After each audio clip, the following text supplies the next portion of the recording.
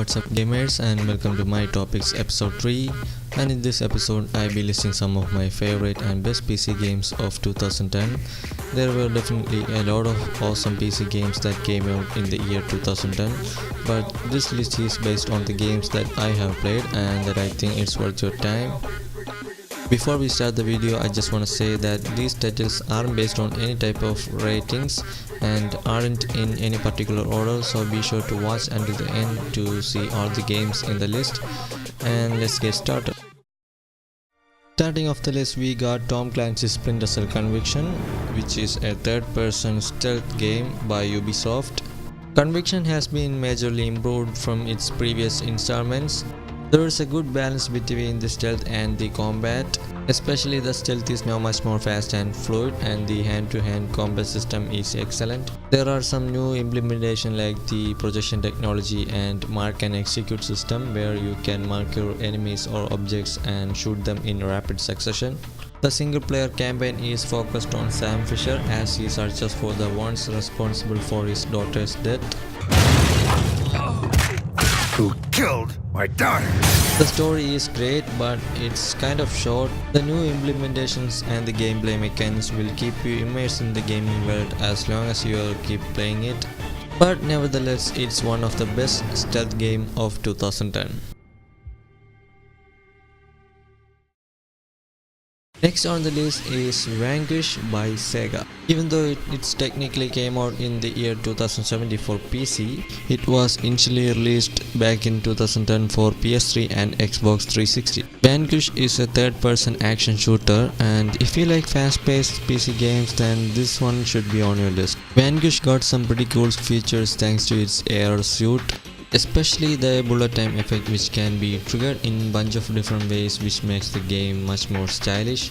And there is also a bunch of new cool features in the game that you will find out eventually while playing. The story is good, but it's not that great. It's not the main focus of the game. It's mainly focused on the combats and the gameplay elements, but it's definitely not a bad story. Anyways, it's one of the best third-person action shooter of 2010. If not probably of all time. This is gonna be fun. Coming up on the next spot is SpiderManShattered Dimensions. It is one of the best superhero games that I have ever played. It's not open world, but you can play as 4 different Spider-Man from 4 different dimensions, so that's a plus point. The gameplay is solid. Each Spider-Man have their own combat techniques and powers. There are a lot of challenges and hidden goods, and also there's Deadpool. Well, you can't miss that. The game is hell of a lot of fun. I mean, it should be. You are playing as 4 different Spider-Man than just one. I am.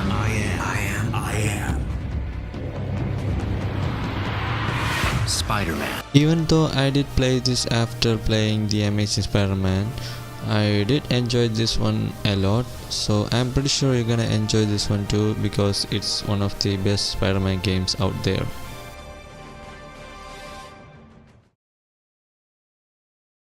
Next on the list is Bayonetta. It's kind of similar to Vanquish, and it's also published by Sega, but it's not a shooting game, instead it's a hack and slash game. And have no doubt, because it's one of the best hack and slash games out there. If you have played the Devil May Cry or Metal Gear Rising: Revengeance, then you might find some similarities between them, but Bayonetta is unique in its own way.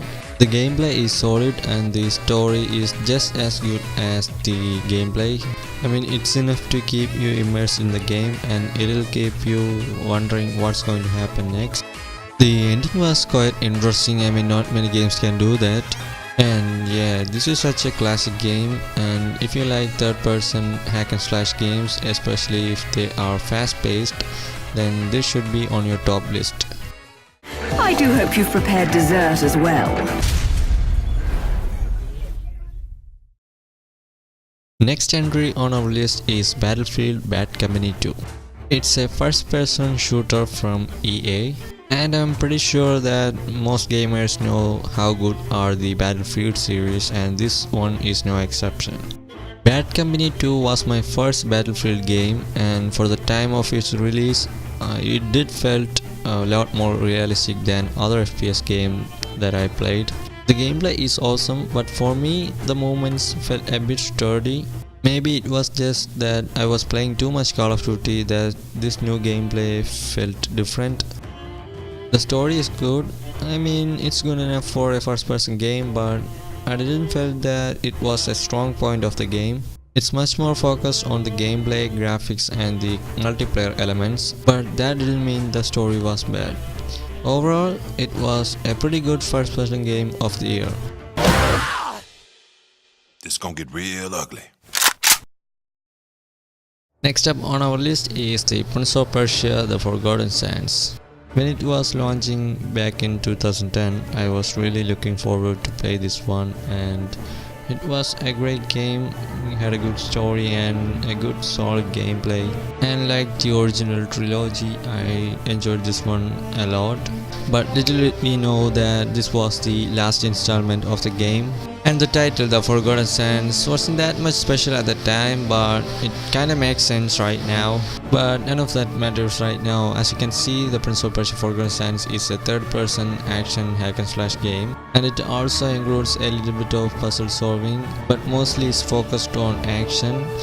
Anyways, if you like the original Prince of Persia trilogy, then this one is a must play.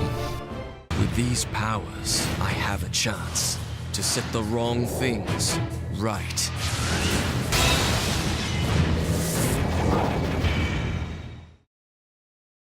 Well, another first-person game on our list, and it is the Call of Duty Black Ops. Before Call of Duty became a futuristic sci-fi shooting game, there was a time when it was a classic first-person shooter with some great story of its genre. Like Modern Warfare, this was one of those games that I looked forward to see more installments until Black Ops 3. Black Ops 1 was a great game. It had a great story and a gameplay similar to its previous releases, but a bit more improved. And you guys might already know that Call of Duty games mostly have some great stories, and this one is no exception. And the gameplay may be not that much realistic, but it retains the original Call of Duty experience. Not much to say about this one. I'm pretty sure you're gonna enjoy this one a lot, especially if you like the Modern Warfare series. Ready when you are.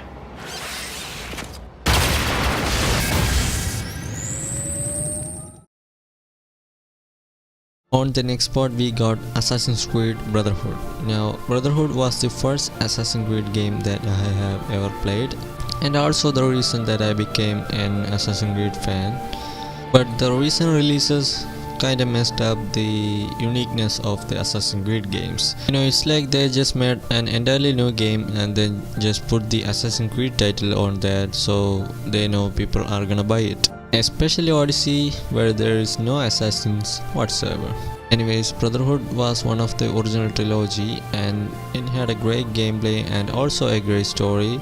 The gameplay and the story was perfectly balanced, making sure that you enjoyed both of them alike. This was how the Assassin's Creed games were supposed to be, and you should definitely play it and see for yourself.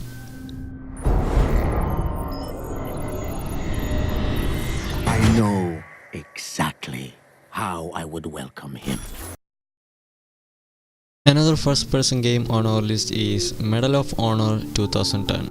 Medal of Honor 2010 was supposed to be a realistic game, and it was in a way, but that realism restricted gamers' freedom, unlike other first-person games. The game had a good story, but it was kind of hard scripted, forcing the gamers to play in the way that the developers wanted them to be. The gameplay is good. It was kind of a mix between Call of Duty and Battlefield, but it got realism to it. The story is, as I said, is good, but you can finish the game within 4 to 6 hours. The soundtracks were great, the dialogues were immersive. Overall, the game is pretty good, a first-person game with a bit of realism. You should definitely play it. It had one of those good endings that I've seen. I'll be home soon.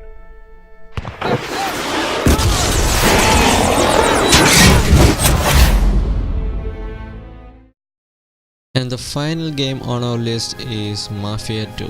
Mafia 2 is a third-person crime-fighting shooting game by 2K Games, and it also has a great story. I can say it's a 100% open world game, but when you are playing the game, it's open world. What I mean by that is when you finish the game, and after the credits you'll get back to the main menu, and if you try to continue the game instead of free roaming, you'll be at the last checkpoint of the mission you just cleared. So to free roam you have to load a previous mission and play, but it's not that kind of a deal breaker, and when you play the game you're gonna really enjoy what it has to offer.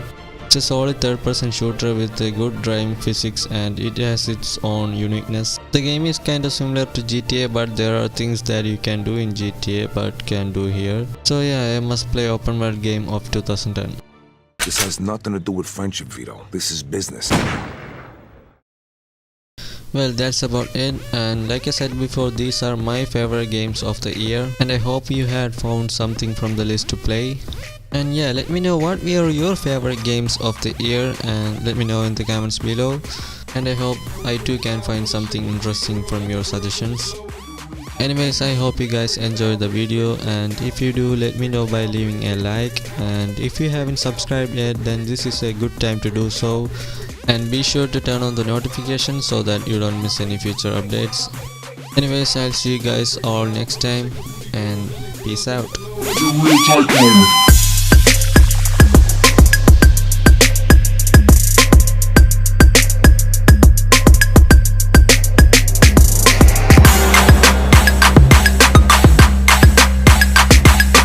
And we break it down for the shaker booty girls and the glow.